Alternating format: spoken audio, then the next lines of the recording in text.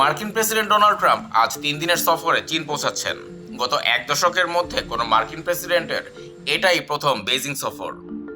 এই সফরের সমীকরণটা একটু ভিন্ন। একদিকে চলছে যুক্তরাষ্ট্র ও চীনের দীর্ঘদিনের বাণিজ্য যুদ্ধ, আর অন্যদিকে ইরান যুক্তরাষ্ট্র সংঘাত। পরিস্থিতি এমন এক পর্যায়ে দাঁড়িয়েছে যে মধ্যপ্রাচ্যে নিজের শুরু করা যুদ্ধ থামাতে ট্রাম্পকে হয়তো শি জিনপিংয়ের সাহায্য চাইতে হতে পারে। তবে চীন যাওয়ার আগে ট্রাম্প স্বভাবসুলভ ভঙ্গিতেই বলে গেছেন, ইরানকে বাগে আনতে তার শি জিনপিংয়ের সাহায্যের প্রয়োজন নেই, কারণ ইরান নাকি এখন পুরোপুরি যুক্তরাষ্ট্রের নিয়ন্ত্রণে। ট্রাম্পের এমন আত্মবিশ্বাসী মন্তব্যে কিন্তু মধ্যপ্রাচ্যের দুশ্চিন্তা দুশ্চিন্তা কমছে না, বরং সৌদি আরব, সংযুক্ত আরব আমিরাত বা কাতারের মতো দেশগুলো এখন এক নতুন আতঙ্কে আছে।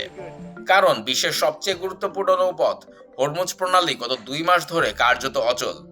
এই পথ বন্ধ থাকায় পারস্য উপসাগরের দেশগুলোর তেল গ্যাস রপ্তানি যেমন থমকে আছে, তেমনি বিপাকে পড়েছে চীনও।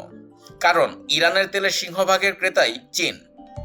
মধ্যপ্রাচ্যের দেশগুলোর ভয়, বাণিজ্যিক সুবিধা পেতে গিয়ে ট্রাম্প আর শি জিনপিং আবার তাদের স্বার্থ জলাঞ্জলি দিয়ে কোনো আপোষ করেন কিনা। এদিকে ট্রাম্পের সঙ্গে বসার ঠিক আগেই ইরানের পররাষ্ট্রমন্ত্রীকে বেইজিং আমন্ত্রণ জানিয়ে চীন এক বার্তা দিয়ে রেখেছে যে মধ্যপ্রাচ্য সংকটে তারাই আসল মধ্যস্থতাকারী।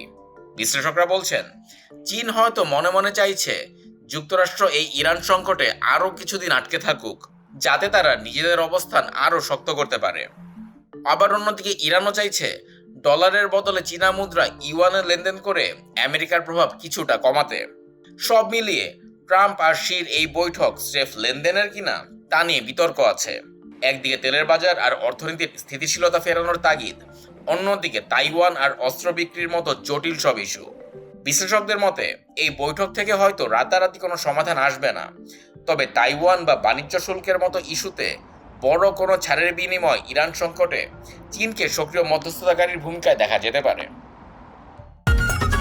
ঈদ লাগছে মনে খুশি জোয়ার সবখানে, আর ঈদ লাগছে মনে বিকাশ